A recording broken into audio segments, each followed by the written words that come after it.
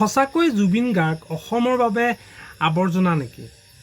যদি আৱৰ্জনা নহয় তেন্তে কিয় গণেশগুৰি ফ্লাইঅভাৰ তলত অঁকা সেই জুবিন গাৰ্গৰ ফটোখন চৰকাৰে আচলতে মুছি পেলালে? 1 তাৰিখে নে 3 তাৰিখে জাপানৰ প্ৰধানমন্ত্ৰী আহিব আৰু তাৰ কাৰণে কি এনেকুৱা আচলতে আপোনাৰ প্ৰব্লেম হ'ল যে জুবিন গাৰ্গৰ ফটোখনৰ ঠাইত ৰং সানি দিয়া হ'ল। জুবিন গাৰ্গে এতিয়ালৈকে ন্যায় পোৱা নাই আৰু সেই ন্যায়ৰ বাবে অসমবাসীয়ে যুঁজি আছে আৰু ন্যায় পাবনে নাপায় তাৰো কোনো কিন্তু সঠিকতা নাই। কিন্তু তাৰ পিছতো জুবিন গাৰ্গৰ এখন ফটো ফ্লাইঅভাৰ তলত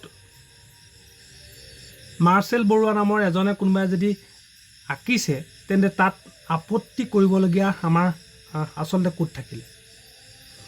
জুবিন গাৰ্গ হ'ল অসমৰ এক ভোটা তৰা আৰু সেই ভোটা তৰাটোক আমি আচলতে মচি পেলাবলৈ অকণো বেয়া নালাগিলনে? জুবিন গাৰ্গে অসমবাসীৰ বাবে কিমান কত কাম কৰি থৈছে তাক আচলতে এদিনত আপুনি হিচাপ কৰি অন্ত কৰিব নোৱাৰিব। কিন্তু তাৰ পিছতো সেইজন জুবিন গাৰ্গৰ অঁকা বাবেই সেই আচলতে দেৱালত ৰং সানি দিয়া হ'ল। কিমান আমি স্বাৰ্থপৰ অসমীয়া চাওক যে এজন শিল্পী তেওঁ আচলতে অসমবাসীৰ বাবে কিমান কাম কৰি থৈ গ'ল, কিন্তু সিমানবোৰ কাম কৰি থকাৰ পিছতো তেওঁ আচলতে মৃত্যু হৈ গ'ল। মৃত্যুৰ পিছতো কিন্তু আমি তেওঁক সন্মান দিব নোৱাৰিলোঁ। তেওঁক আমি বাৰে বাৰে আচলতে তেওঁক আমি হত্যা কৰি আছোঁ। যদি এনেকৈ আমি হত্যা কৰি থাকোঁ তেন্তে অসমৰ একমাত্ৰ ভোটা তৰা বুলি আমি যাক কওঁ তেওঁক আমি সঁচাকৈ অসমীয়াই জীয়াই ৰাখিব পাৰিমনে? কেতিয়াও নোৱাৰোঁ।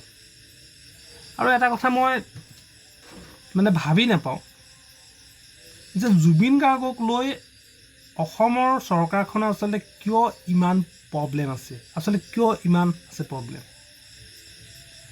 কাৰণ জুবিন গাৰ্গেতো কেতিয়াও ৰাজনীতি কৰা নাছিলে। তেওঁ আচলতে ৰাজনীতি শব্দটো বেয়া পাইছিলে। কিন্তু যিজন মানুহে ৰাজনীতি কৰা নাই সেইজনক আচলতে বাৰে ৰাজনীতিকৰণ কৰিবলৈ ইমান সাহস ক'ৰ পৰা পাইছে? আজি আচলতে নিজকে অসমীয়া বুলি ক'বলৈ মোৰ লাজ লাগিছে যে অসমৰ